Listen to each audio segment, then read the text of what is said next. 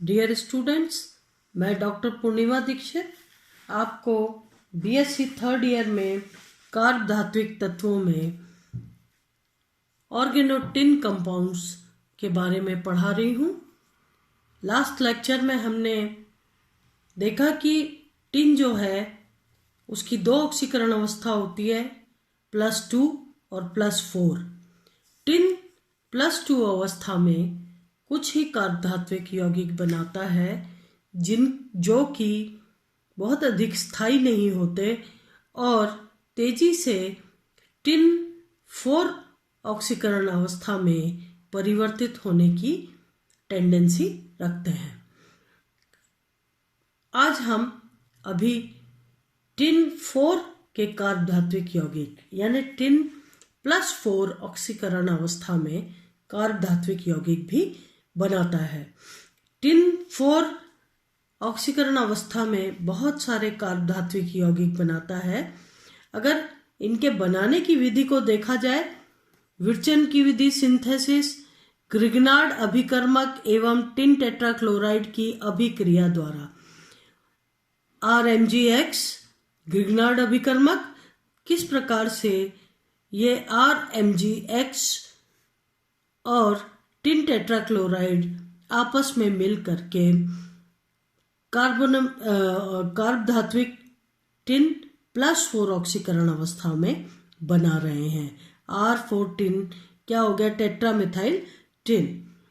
ठीक है।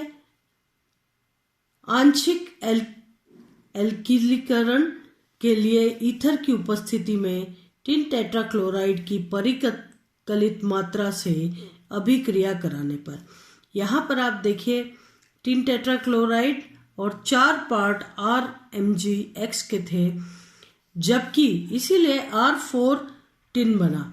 अब परिकलित मात्रा में हम ग्रिग्नार्ड रिएजेंट ले रहे हैं और ग्रिग्नार्ड रिएजेंट के 2 मोल टिन टेट्राक्लोराइड के साथ रिएक्ट करके R2SnCl2 बना रहे हैं, यानी डाई एल्काइल टिन डाइक्लोराइड।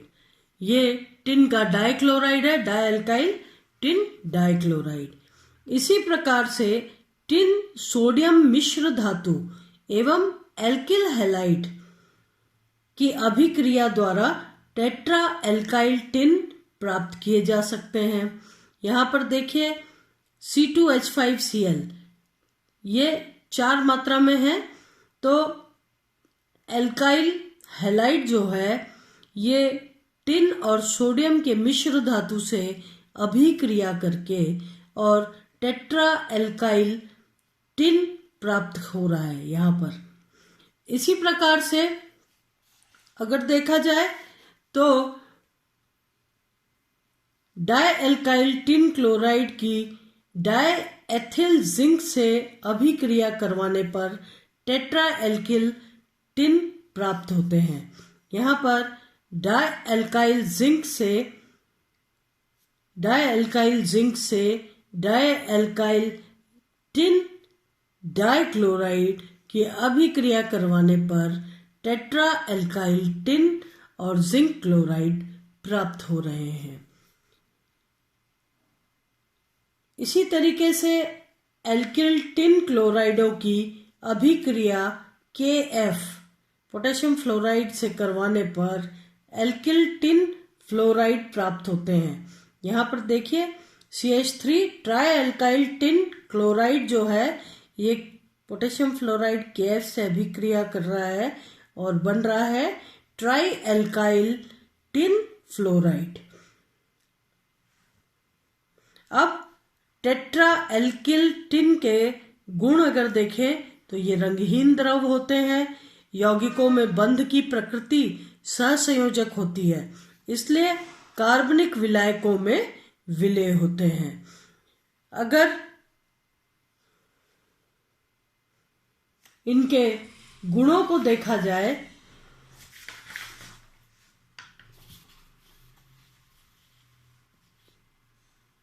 तो एल्किल टिन हैलाइडों के गुण सामान्यतः ये ठोस होते हैं तथा कार्बनिक विलायकों में विलय होते हैं, क्योंकि अभी हमने पढ़ा इनके मध्य सहसंयोजक बंध होते हैं। ये जल अपघटित होते हैं और इस तरीके से एल्काइल टिन डाइक्लोराइड जल की उपस्थिति में टिन ऑक्साइड बना रहे हैं, डाई एल्काइल टिन ऑक्साइड बना रहे हैं।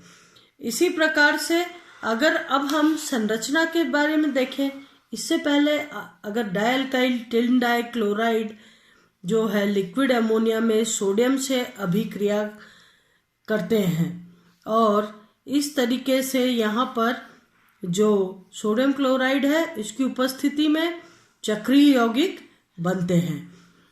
R = CH3C6H5 या फिर ये टर्शरी ब्यूटेन भी हो सकते हैं और चक्रीय यौगिक बनाते हैं R3 टिन MnCO5 प्रकार के यौगिक भी बनते हैं। इनके संरचना टेट्रा एल्किल टिन एवं टेट्रा एरिल टिन सरल चतुष्फलकीय यौगिक होते हैं। टेट्रा एल्किल टिन यानी CH3,4SN टाइप के यौगिक या फिर टेट्रा एरिल टिन यानी C6H5,4SN टाइप के यौगिक जो हैं सरल चतुष्फलकीय यौगिक होते हैं। जैसा कि ये दिया गया है, 4 एल्किल समूह एक चतुष्फलक के कोनों पर होते हैं और मध्य में टिन धातु आयन उपस्थित होती है। टिन की ऑक्सीकरण अंक होता है 4 यहाँ पर। ट्राइएल्किल टिन R3SNX प्रकार के यौगिक जहाँ X = ClO4, Cl, fluoride, nitrate सदैव ही संगुणित अवस्था में होते हैं, ये मिलकर के पॉलीमर्स बनाते हैं। इनमें ऋणायन सेतु के रूप में स्थित होता है। इनमें टिन परमाणु त्रिकोणीय द्विपिरामिडी संरचना में होता है, अर्थात 5 बंध युक्त होता है। टिन को देखिए आप, टिन आपने कहा R3SN, तो ये 1, 2, 3 ये एल्किल समूह लगे हुए हैं, टिन बीचों बीच है और जो X है वो इस तरीके से इस टिन के साथ और इस टिन के साथ ब्रिजिंग लिगेंड के रूप में, सेतु लिगेंड के रूप में काम कर रहा है। तो इस तरीके से टिन जो है वो संगुणित अवस्था में है। ये जो यहाँ पर जो भी X लगेगा वो इसके आगे के टिन के साथ होगा। जैसा कि आप देख रहे हैं, इस X के साथ ये दोनों टिन जुड़े हुए हैं और इसी तरीके से इस X के साथ ये दोनों टिन जुड़े हुए हैं। तो अगर इस जगह पे क्लोराइड है या फ्लोराइड है या ClO4 टाइप के, यहाँ पर देखिए आप,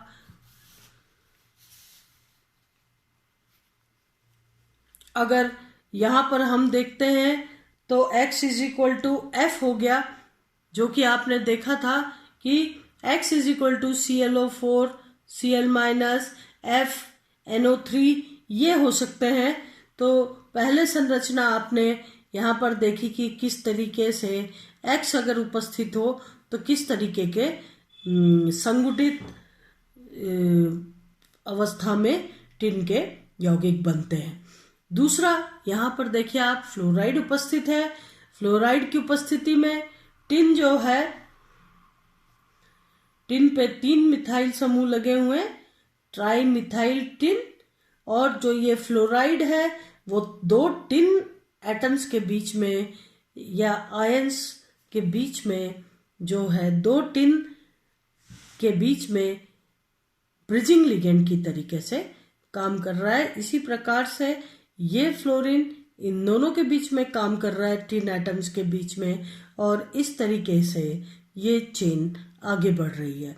यदि लिगेंड ClO4 लिया जाए तो देखिए आप किस प्रकार से टिन Cl 4 ऑक्सीजन एटम है, तो एक ऑक्सीजन एटम इस टिन से जुड़ा हुआ है जबकि दूसरा इस टिन से जुड़ा हुआ है, और इस तरीके से ये संगुठित अवस्था में संगुणित अवस्था में पाए जाते हैं। संगुणित अवस्था में यानी एक के बाद एक कई यूनिट्स रिपीट होती है और पॉलीमराइजेशन हो जाता है इसमें।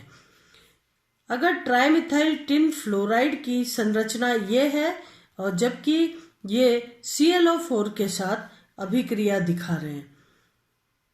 डायल्काइल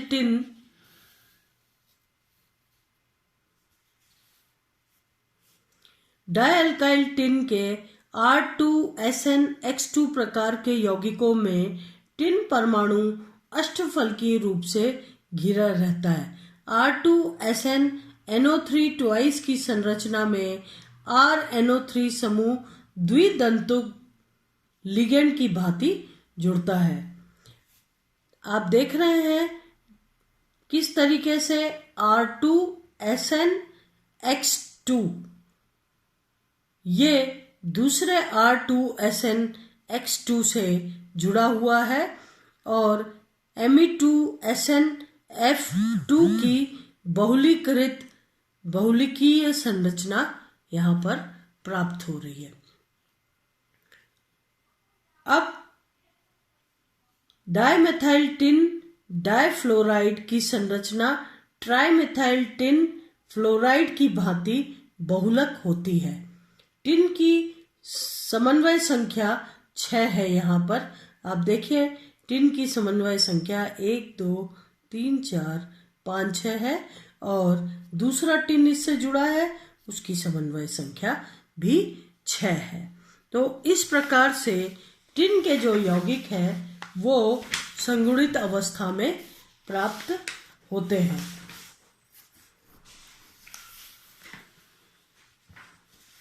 लेकिन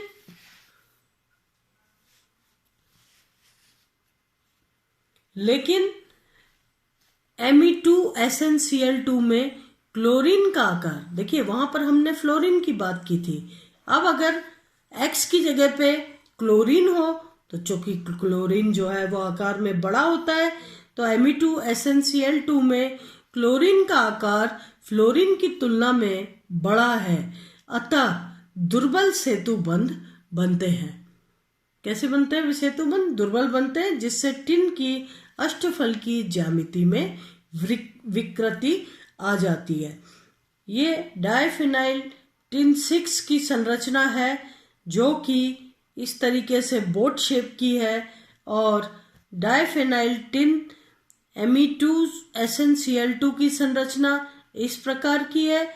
लेकिन जब फिनाइल आकर के जुड़ जाते हैं तो चूंकि इनमें आपस में प्रतिकर्षण होता है और यही कारण है कि टिन की ज्यामिति में विकृति आ जाती है और अष्टफलकीय से इनमें विकृति आ जाती है।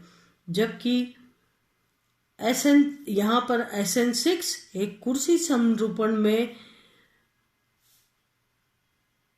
होता है जिसमें टिन टिन बंध दूरी धात्विक टिन के बराबर होती है। यहाँ पर देखिए हर कोनों पे चेयर फॉर्म के हर कॉर्नर्स पे टिन एटम्स उपस्थित हैं और उससे जुड़े हुए 2 फिनाइल समूह हैं।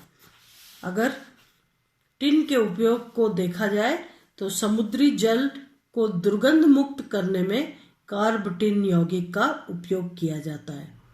R4SN का उपयोग ओलिफिन के बहुलीकरण में किया जाता है। टिन के कार्ब धात्विक यौगिकों का उपयोग बीजों को सुरक्षित रखने में किया जाता है। ट्राई एल्किल टिन का उपयोग देखिए आप यहाँ पर ट्राई एल्किल टिन है। ट्राई एल्किल टिन का उपयोग एंटीसेप्टिक प्रभाव प्रदान करने में किया जाता है। तो अभी इतना ही, इसके आगे अगले लेक्चर